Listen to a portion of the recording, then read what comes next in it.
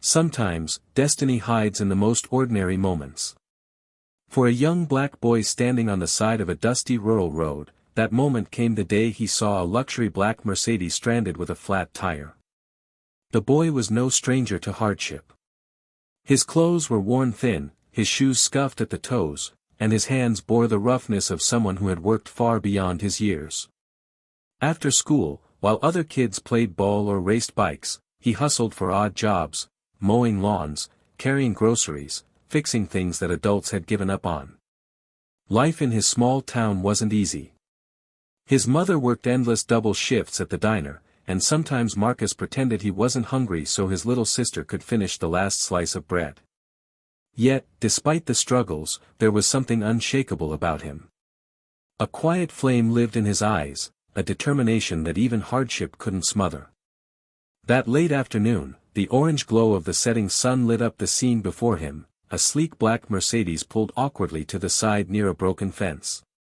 The chrome grille glinted, even through the dust, like a jewel dropped in the dirt. Beside it, a man in a sharp gray suit paced, frustration etched deep across his face. The car screamed of wealth. The man screamed of power. And yet, in that moment, both looked strangely helpless. Marcus hesitated. Strangers weren't always kind, especially those who looked so far above his world. But something in him stirred, an instinct, a push he couldn't ignore. "Sir," Marcus said softly, stepping forward, "looks like you've got a flat. I can help." The man turned, sizing him up with a skeptical smirk. "You?" he asked, almost mocking. But Marcus didn't flinch. Without waiting for approval, he knelt by the tire, his hands moving with practiced ease. The man's mocking expression slowly shifted, to surprise, and then to curiosity. And when the job was done, the millionaire had only one thought: who exactly is this kid? The boy dusted off his hands, his palms smudged with grease, and stepped back. "All set, sir," he said with a modest smile. He expected nothing more than a nod of thanks, if that. People like this man rarely noticed boys like him. But instead of leaving, the millionaire leaned casually against the car, his eyes fixed on Marcus. "You're what, 13? 14, he asked. 12, Marcus replied, his voice low but steady. The man's eyebrows lifted. 12. And you know how to change a tire better than most adults I know.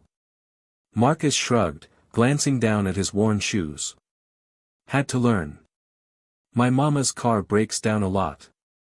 She can't afford a mechanic, so I fix what I can. There was no bitterness in his words, no plea for sympathy, only truth. That honesty struck Hayes in a way he hadn't expected. He was used to people bending their words, trying to impress him, or angling for favors. But this boy was different. Hayes reached into his wallet and pulled out a crisp $100 bill. He held it out. For your trouble. Marcus shook his head firmly. No, sir. I didn't help you for money. I just saw someone who needed it. The words hung in the air, heavier than they should have been. Hayes froze, the bill suspended between his fingers. No one turned down easy money, not in this world. Yet here stood a boy, covered in dust, with nothing to his name, refusing what others would snatch in a heartbeat. Finally, Hayes slid the bill back into his wallet, his curiosity burning brighter. What's your name, kid? Marcus. I'm Mr. Hayes. He extended his hand. As Marcus walked away down the dusty road, Hayes sat behind the wheel, staring after him. Why would a boy with so little refuse so much? The question wouldn't let him go. That night, Marcus returned to the small, creaking house he called home. The front steps groaned beneath his weight, and the porch light flickered weakly. Inside, his little sister darted to him, clutching her worn stuffed rabbit, her smile bright despite the dimness of the room. Their mother sat slumped at the kitchen table, her uniform stained, her hands trembling from exhaustion. Marcus set a plate of leftovers in front of her before she could argue. Eat, Mama, he said gently. She tried to protest, but he gave her the same firm look she often gave him. She sighed, too tired to resist. Life wasn't fair, Marcus knew that. But instead of breaking him, it made him stronger. Still, as he lay in bed that night, staring at the cracked ceiling, he couldn't shake the memory of the suited man and his shiny car. Something about him lingered, like their meeting wasn't finished. Miles away, in a penthouse overlooking the glittering city, Mr. Hayes sat with a glass of whiskey, his mind restless. He had power, wealth, influence. Yet all he could think about was the dusty road and the boy who refused a $100 bill. That kind of integrity was rare. Almost extinct. The next morning, fate worked its hand again. As Marcus trudged toward school with his ragged backpack dangling by one strap, a familiar black Mercedes slowed beside him. The tinted window rolled down. Hayes's sharp eyes met his. "Hop in," Hayes said simply. Marcus froze. "Sir, I need to get to school." Hayes smirked faintly. "That's exactly where I'm taking you." Nervous but curious, Marcus climbed into the plush leather seat. The car smelled of polish and success, worlds apart from his life. By the time they reached the school gates, Hayes knew one thing for certain: this boy wasn't ordinary. The days rolled by, but Marcus couldn't shake the memory of riding to school in that sleek Mercedes. His classmates had stared, whispering behind his back. Some teased him, saying he must have gotten into trouble. Others looked at him with envy. Marcus just kept his head down. He didn't fully understand it himself, why a man like Mr. Hayes would bother with a boy like him. But Mr. Hayes hadn't forgotten. In fact, Marcus haunted his thoughts. The boy's honesty, his grit, the way he carried responsibility far too heavy for his young shoulders, it stirred something Hayes hadn't felt in years. He'd built empires, made fortunes, but somewhere along the way, he'd lost the raw fire Marcus carried so naturally. One Friday afternoon, the black Mercedes returned.